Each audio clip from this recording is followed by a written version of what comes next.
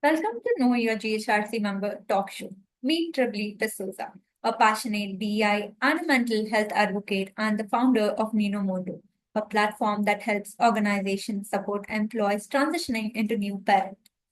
With over 20 years of professional experience and a decade as a working mother, Tribly brings lived insights and strategies that to one of the most overlooked workforce challenges, supporting new parents.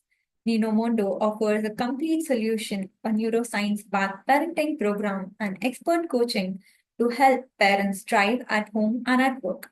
Designed specifically for the early years of child rearing, the program empowers employees to become new parents, reduce burnout, and enable organizations to foster a culture of care, inclusion, and long-term retention. So, welcome to GHRC Talk Show Tribly. So, to start, I have the first question.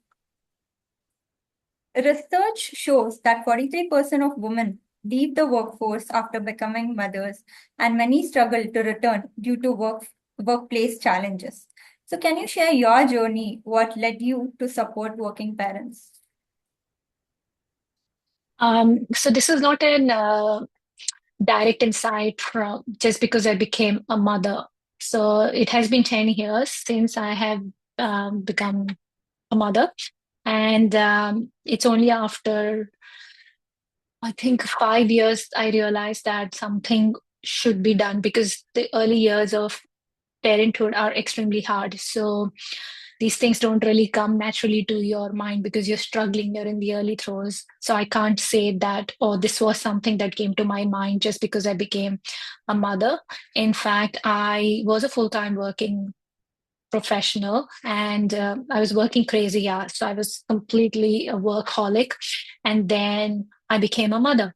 And I had no idea about how challenging and how difficult it is. And it's not just for mothers or women, it is for fathers as well. See, you learn how to drive a car, you take a degree to become a certain professional, but to become a parent, there is absolutely no requirement. Anybody can become a parent, at least a mother or a father, but to become a parent is a big responsibility. So after I became a mother, I was working full time and I experienced firsthand how emotionally and logistically demanding those early years are. And despite all the love, I was stretched thin professionally and personally. And I know that that is the reality for every person who becomes a parent, especially for women. So it's only after I gained my sanity of 5 years, I realized that, you know, I was not alone. A lot of people, practically everybody goes through it. And that's when I realized that it would have been nice to have a support system, not just from my parents um, who weren't there in the early years, and or my spouse for that matter, who was there, but he didn't know a lot. But to have that village-like support, they say it takes a village to raise a child, but in today's nuclear world and polarized cultures and things have changed dramatically from the time our parents became parents and then we have become parents. It's completely different. So that village is not there, and that really inspired me to do something that gives people a holistic support. You spend one third of your life at work, so after you become a parent, you're sleep deprived and you're still spending one third of your life at work. So it becomes important for organizations to support these people who spend one third of their life there, and but not in the position to do that. So um and I think today's working parents need that and no longer have, like, not no longer, they just don't have that support, which when people come back they tend to feel sidelined um once they return from maternity leave. So that support is crucial, and I have experienced firsthand what happens when that kind of support is not available. So I think that was my trigger to introduce something in that vulnerable and crucial phase. Okay. So, from how long is Nino Mondo working? So Nino Mondo was launched during COVID times in 2021. So I started working in 2020 on that idea. It took a year to bring it to fruition. And Yeah, it was predominantly in Australia. And in the last year, I decided to pivot globally. And yeah, here we are. The studies indicate that organizations with strong parental support programs see higher retention rates and improved employee well-being. What inspired you to create Nino Mondo and the Montessori Mindful Parenting Program? Yeah, so, just having a support system is not enough. And most organizations have programs in some form or fashion for employees, whether it is employee assistance program. And some organizations actually have support programs for working parents. But in the early years, right, it's where things are different. And since I didn't have that kind of support, I started reading books. And a lot of books was very Western, and I was in India at that time. It was very Eastern. Things in Eastern culture, a lot is good, but some things didn't resonate with my modern values. So I gravitated towards certain Western books. And then when I read certain Western books, they were in extreme, like, when it came to sleep techniques and food techniques. And I'm like, that's just a baby. And I am a researcher and historian, as like, some people have part-time hobbies, and I've always been a history geek and I love to research a lot, and I'm a nerd. So that's when I chanced upon Montessori, and it just resonated with my values. It's 100-year-old philosophy. It was developed by the first female Italian doctor, and yeah, she was the first female doctor, which basically tells you she was ahead of her time. And it is true, because the methodology which she developed was based on how children develop naturally. And now, because neuroscience has only started studying children now, previously it was just adults.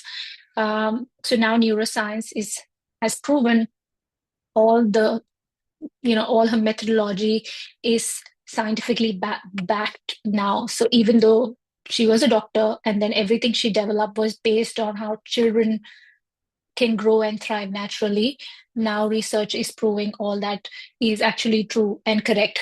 So well, I was reading all of that and it resonated with me, and I created stuff and structure for my daughters based on that philosophy, purely based on my knowledge, because I don't have a TV, so I had time on hand to read. So that's all I have done. Like, I've culminated all my research and learning, because not everybody has that kind of time and intention on hand. So I've, made it into a form which makes it easy, accessible, and digestible for other working parents. And we've created this program that people can understand the whole philosophy without having to read Maria Montessori's books in the Victorian knowledge form. And plus, we have all the modern coaching, which is available through our coaching platform. So we have sleep consultants, we have career coaching consultants, we have well-being consultants who can conduct, sessions on NLP and meditation and all of that. So if an organization decides to do a program, they get this plug and play thing. So there are webinars depending, on the organization. There are two to four webinars every month, and then the parents can tune into those webinars and get expert guidance. They have access to a whole community which is supported by these experts. Plus, they have, this whole Montessori parenting program, which they just have to spend an hour in a quarter to do it, and they don't even have to do it in one go. And then they get the whole concept about, okay, my child is 6 months old now. How do I support my child's movement? How do I support my child's emotional development? How do I support my child's nutritional needs? How do I support my child's changing sleep needs and stuff like that? So, and because it's all rooted in Montessori philosophy, it just educates the parent on to develop um, more, to support their child develop independence. Independence leads to confidence. And that's where the whole program helps the parent. Now, when an organization introduces a program like this to support the parent, um, it it creates that culture of well-being. and care in the organization, especially because it is the most vulnerable period of an employee's lives. And that's when employees feel like my organization doesn't just care about what I bring to the table when I'm healthy and fit, but also when I am going through a rough period of my life. It doesn't have to be a grief period, but a challenging period of my life, a new period of my life. And that's where employees feel grateful in a way for the organization to have invested in in them becoming a new parent and taking up a new role. And that's where organizations who invest in these kind of programs enjoy greater loyalty, retention, and engagement from employees. Yeah, that's nice. This is one platform for all the guidance for the parents. So these Yes. programs, they do have one-on-one sessions, mentoring, and all that. Yeah, so look, if an employee would like to have a one-on-one session, then they can get it at a discounted rate with the consultants, but they generally don't need it because these webinars that are conducted, they are wholesome in their way. They'll target a particular topic, let's say sleep, and then they'll say, how do you support your child's sleeping needs? And then they'll touch upon that particular sleep consultant might touch upon a variety of sleep techniques which could help the parent inculcate a couple of those techniques to help the child sleep. And then they can ask for Q&A, plus they have access to the group. So the need for one-on-one comes down to very few challenging cases, I would say, in which case they can schedule a session with these experts for a very discounted rate, which they would otherwise have to do if they sought the services of a sleep consultant. But in this case, it will be significantly discounted. So how frequently are these webinars conducted? We have, at this point of time, 2 webinars in a month. And then as on when we have, I think sometimes we also have 4 webinars, but they're different topics. Like there's one webinar on parenting, one is on, how to keep themselves upgraded to what's happening in technology, what's happening in marketing, what's happening in sales, and just how to do sales better, how to do marketing better. So it's more about staying updated and upskilling. And then there are mindfulness sessions from various coaches. So, uh, yeah, anytime, anything between 2 to 4 in a month. That's nice. So moving on to the third question. According to the Harvard Center on the Developing Child, a baby's brain makes over 1 million neural connections per second in the early years. How can employers support working parents in nurturing their child's development while managing work responsibilities? Now, that data that you said, that was like now it is 1 million per second, right? That was previously 700 per second. So you can imagine how quickly science, like not how quickly, but how science um, evolves for that matter, right? There was a time when somebody thinks, oh, only 700, which was probably very high that time. And the next thing you know, it's 1 million. 1 million. 1 million is a huge number. And it's not untrue, right? If you see something for the first time, you are in awe of it, right? Or you're like, oh my God, I've never seen that before. And for a newborn baby, everything is like that. Everything that they do is for the first time. We don't remember because when we were babies, our brain remembers, right? So if I see a helicopter for the first time, as a baby, the baby's just going to stare at a helicopter for a long, long time. So, and that's why so you're born with all the neural pathways, they say, but they have to connect. And that connection can only happen when a baby is exposed to that kind of stimuli. And there's a difference between the right kind of stimulation and overstimulation. And nowadays, parents just put a screen in front of the child and think that the child is learning, but that's not stimulation, that's passive learning. A child has to use their whole body. Human beings are meant to use their whole body.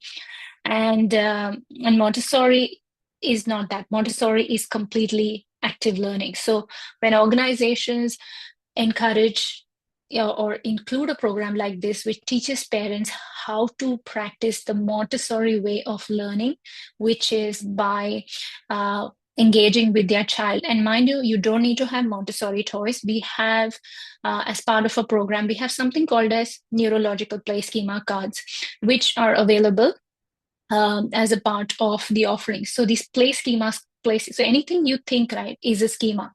And so a working parent might just have 4 hours of their time, right? You sleep 8 hours, 8 hours you're in work, let's say 10 hours you're at work. So 10 plus 8, 18. So you're literally left with 6 hours in a 24-hour time frame, of which 2 hours are spent in cleaning, washing, eating. So you technically are left with just 4 hours of time with your child. In that, your child will probably play with toys for 2 hours. What are you going to do with the next 2 hours? So those are the 2 hours where we are saying that when you engage with your child, when you hold and talk and play with your child, you do it in a manner which supports the neurological schema development. And that's where our neurological play schema cards come in, where we've created like 30, 35 activities, which tell a parent, like if they're sitting under the fan, they can simply show their child, bring the attention to the child and say, look how the fan is spinning. That way, they're bringing the terminology spinning in the child's vocabulary. They're bringing the word fan, and they're introducing something called as a rotating schema, because a fan rotates. So every opportunity becomes a learning opportunity if a parent is empowered with that knowledge that everything that a child does is for the first time. And that can only happen if a parent knows. Now, if a parent, like, in their free time, if a parent is only scrolling through Instagram all the time, watching Netflix, there isn't any avenue, and then you're missing out on that window, because 80% of a child's brain is formed by age 2. So imagine the size of your brain.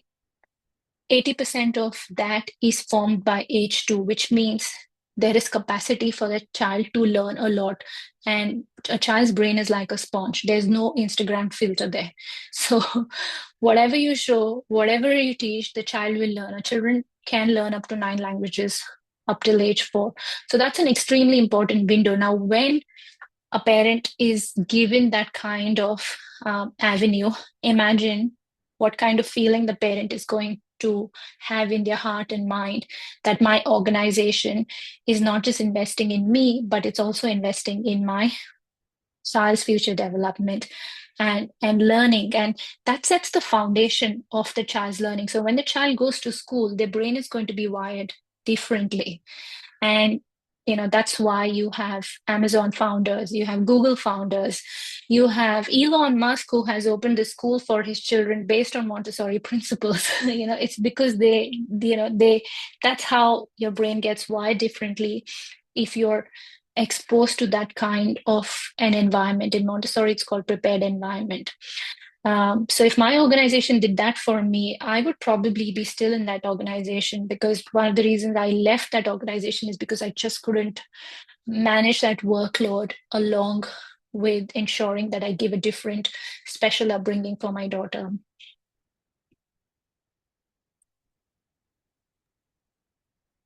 Yeah.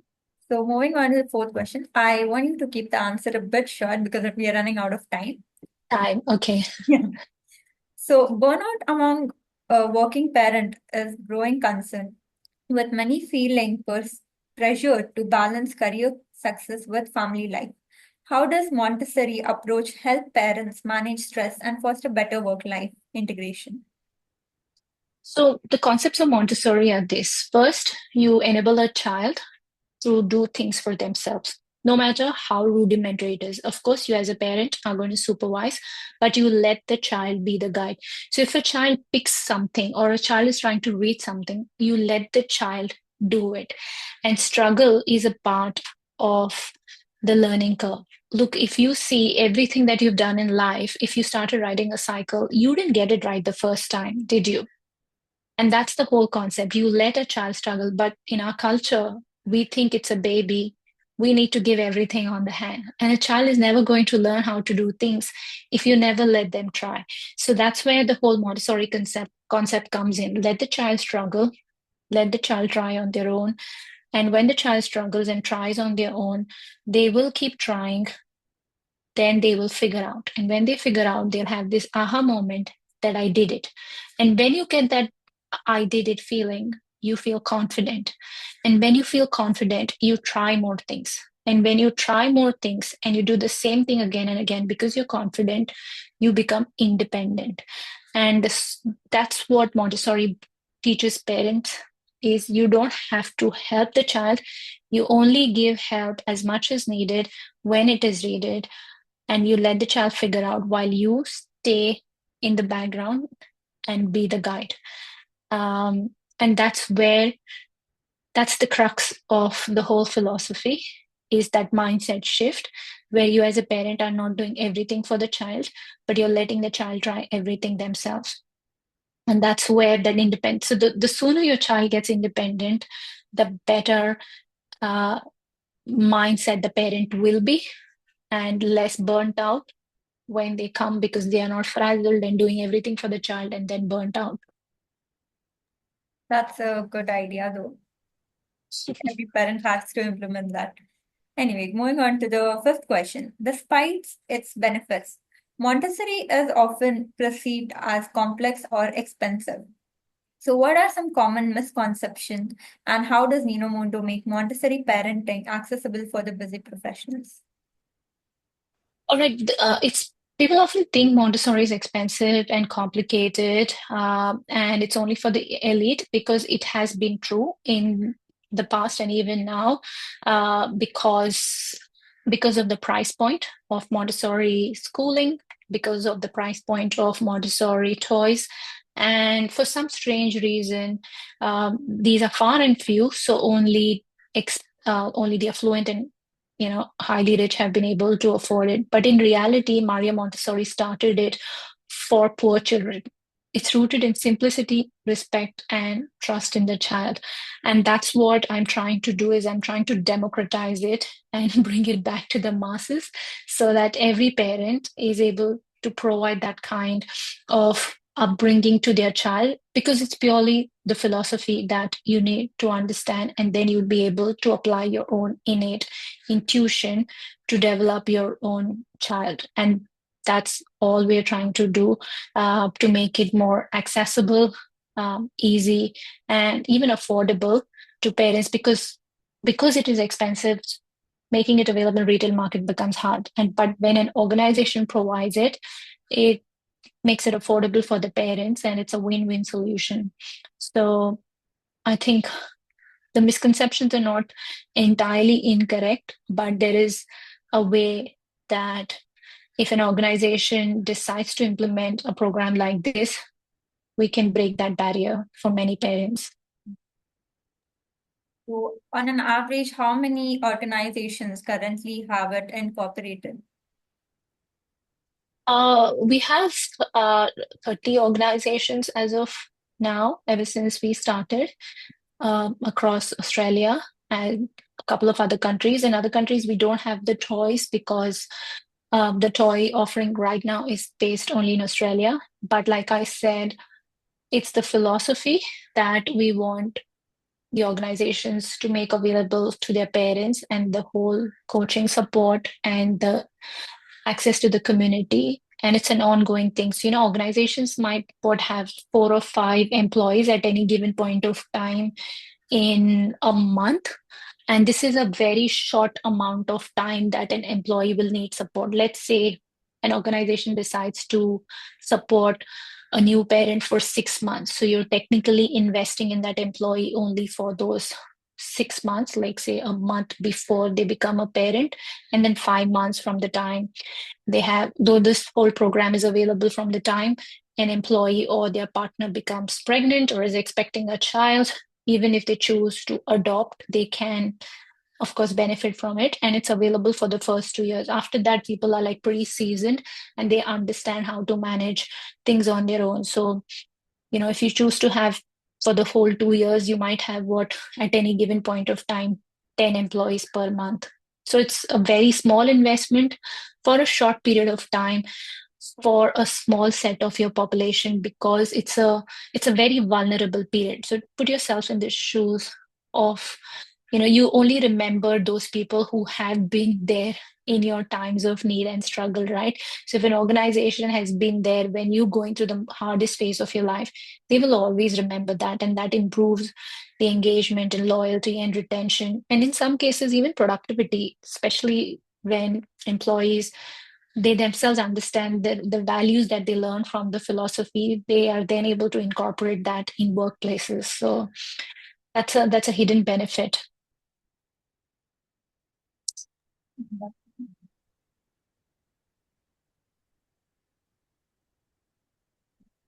So the last question would be, organizations that prioritize family-friendly policies tends to attract and retain top talent. What steps can HR leaders take to build more supportive workplace for working parents? Uh, I think um, if they focus on prevention rather than reaction, because a lot of times when an employee comes to an HR, when I was in HR, they would already be burnt out. When a manager would come and tell me, my employee is on mat leave, I need a replacement, my manager is burnt out. And I also felt burnt out as an HR person because I didn't know what to do, how to support my employee who was a new parent, whether a father or a mother. And the mother was in much more severe burnt out state, and the manager is also in a burnt out state, and I didn't know how to support them because the replacement would not come for like a short period of 3 to 6 months. So that's why prevention becomes important, because reactionary measures don't help. Like, who, even if I support recommend an EAP, it was not helpful. But if organizations take preventive actions before an employee comes back from mat leave, before they go back on mat leave, they're introduced to this program, they are in a better mindset, they're prepared to manage their new role as a new parent. And I think the other thing is they need to support employees during this most fragile state. uh, Plus it is easy to position them as a proactive, destigmatized approach instead of saying, why don't you seek EAP services? Because EAP services do come attached with the stigma, plus you don't know whether anybody availed those services because of the anonymity attached. And I think when organizations introduce something like this to support employees who become new parents, like I said, it just helps to retain top talent because almost every new mother thinks of leaving their job, and you don't want to miss out on your DEI targets and lose out on your diverse talent because they are um, on mat leave. So these webinars and all that, the Montessori program that happens, this happens during, I mean, before the pre-maternity leave and also after. Yeah, so look, if an organization wants to become a part of the program, right, it takes from the time the contract is signed. It's a 2 month onboard, it's a 2 week onboarding process or whatever. But the moment, let's say, Ranjan says, I have 3 employees who are going on mat leave, these are their details, and then they get immediate access to the whole parenting program. And depending on the period that they, let's say he said for 3 to 6 months or 6 to 9 months, they get access to the complete parenting program. And then for that duration, whenever the webinar is scheduled, they're invited for the webinars. And if you're in Australia, then you receive the toys at your doorstep. Plus, you get access to the community. So if at any point of time you have any concern regarding your child's health, or you have any concerns relating to your mental health, you just have to put it in the group, and then some expert will respond to it. So it's not like a generic Facebook group of moms where you're putting question and then anybody's answering and saying, think maybe this is happening, maybe that is happening. It's not medical advice, but it is still coming from a qualified expert. That's nice. This is really a very great initiative or something very different that I have come across. So Yeah. I'm done with my question. Is there anything that I would have left out you want to share it to our GHRC members? All I can say is, look, we have a free pregnancy course, which is a 1 hour course. But if any of the HR members would like to offer that to their employees, that is available. All we will need is an email address. Plus, we have a 3 month free trial. So if there are organizations who would like to try this, they won't have access to the webinars and coaching programs, but they can have access to the course itself. And if an HR person says, I have 6 employees and we would like to try this for 3 months, these are their names and this is the age range for which they need help. We're happy to give a 3 month free access. I can send you the details of it so you can put it in the GHRC portal for any HR member to offer it to their employees. Definitely. Thank you so much for your time and the insights, Tribly. Thank you, Rithika.